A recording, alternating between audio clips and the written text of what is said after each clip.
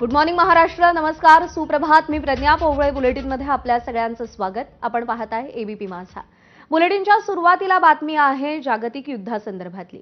आम्ही युद्ध संपवण्याच्या अगदी नजीक आहोत असं अमेरिकेचे अध्यक्ष डोनाल्ड ट्रम्प यांनी म्हटलंय. आम्ही कधीही मिळवला नाही असा विजय मिळवलाय. आमची सामरिक उद्दिष्ट आम्ही पूर्ण केली असंही त्यांनी म्हटलंय.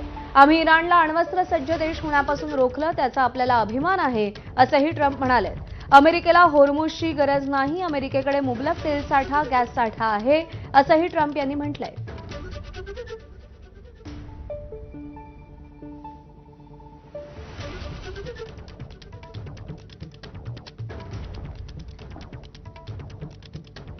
It's been just 1 month since the United States military began Operation Epic Fury, targeting the world's #1 state sponsor of terror, Iran.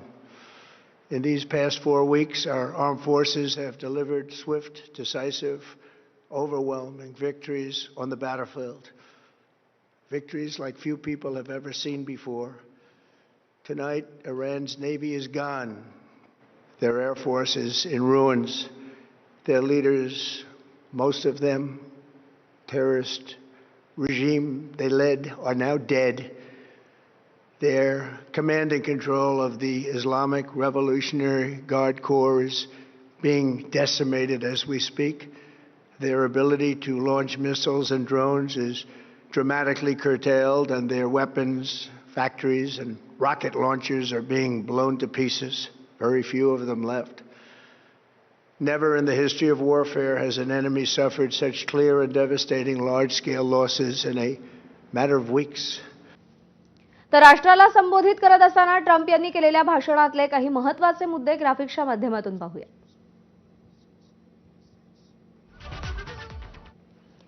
इराणचं नौदल संपवलं. इराणी लष्करावर आमचं नियंत्रण. अमेरिकेनं मोठा विजय प्राप्त केलाय.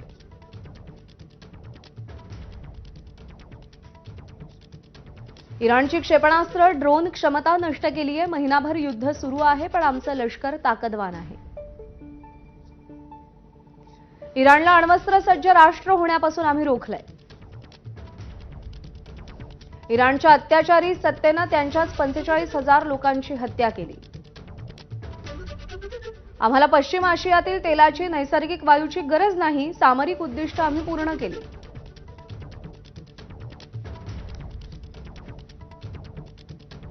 अमेरिकेचे राष्ट्राध्यक्ष डोनाल्ड ट्रम्प यांच्या भाषणानंतर कच्च्या तेलाच्या किमतीमध्ये पुन्हा वाढ झाली आहे. कच्च्या तेलाच्या किमतीमध्ये प्रति बॅरल $105 वाढ झाली आहे. तेलाच्या किमतीत जवळपास 4% वाढ झालेली आहे.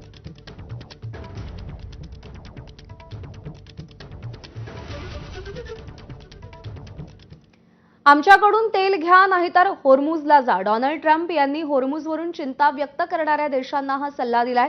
होर्मुझ खुलं झालं तर तेलाच्या किमती खाली येतील असंही डोनाल्ड ट्रम्प यांनी म्हटलेलं आहे.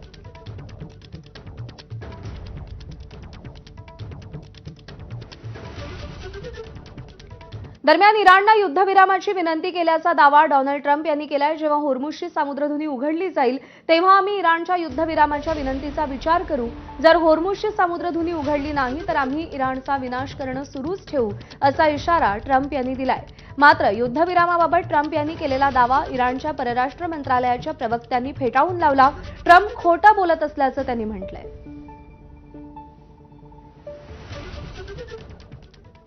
अमेरिका नाटो देशांच्या संघटनेतून बाहेर पडणार आहे अशी चर्चा आहे. डोनाल्ड ट्रम्प यांनी या संदर्भातले स्पष्ट संकेत दिलेत. नाटोतून नक्कीच बाहेर पडू, प्रश्नच नाही असं ट्रम्प म्हणालेत. माझ्या जागी तुम्ही असाल तर बाहेर पडला नसतात का असा प्रश्नही त्यांनी केलाय. नाटोचा आपल्याला राग आलाय, आपण चर्चा करतोय असंही ट्रम्प म्हणाले.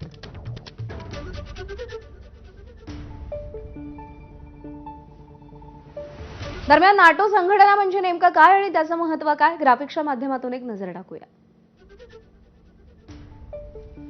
नॉर्थ अटलांटिक ट्रिटी ऑर्गनायझेशनचं लघुरूप म्हणजे नाटो. 32 देशांची लष्करी आणि राजकीय सहकार्य करणारी ही संघटना आहे. दुसऱ्या महायुद्धानंतर 4 एप्रिल 1949 ला 12 देशांच्या नाटो संघटनेची स्थापना झाली. सदस्य देशांचं सगळ्यांनी मिळून संरक्षण करणं हा उद्देश आहे. सदस्य देशांवरचा हल्ला हा सगळ्या 32 देशांवरचा हल्ला समजला जातो. रशियासोबतचं शीतयुद्ध संपल्यानंतर नाटोचा विस्तार झाला. नाटोमध्ये 30 युरोपियन आणि 2 अमेरिकन देश आहेत. 2023 मध्ये फिनलंड आणि 2024ला स्वीडनचा त्यात समावेश झाला. बेल्जियमच्या ब्रुसेल्समध्ये नाटो संघटनेचं मुख्यालय आहे. सगळ्या देशांचं एकमत झाल्याशिवाय नाटोमध्ये निर्णय घेतला जात नाही. जागतिक शांतता, दहशतवादाचा सामना आणि बाल्कन्स, अफगाणिस्तानसारख्या समस्या निवारण ही नाटोची कामं आहेत.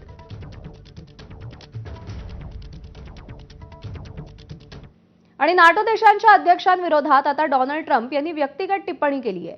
फ्रान्सचे अध्यक्ष मॅक्रॉन आणि त्यांच्या पत्नीसंबंधी ट्रम्प यांनी टिप्पणी केली आहे. मॅक्रॉनला त्याची पत्नी फार वाईट पद्धतीनं वागवते असं ट्रम्प म्हणाले. मॅक्रॉनला त्याच्या पत्नीनं कानशिलात लगावली होती आणि त्यातून ते अजूनही बाहेर आलेले नाहीत असं विधानही डोनाल्ड ट्रम्प यांनी केलंय.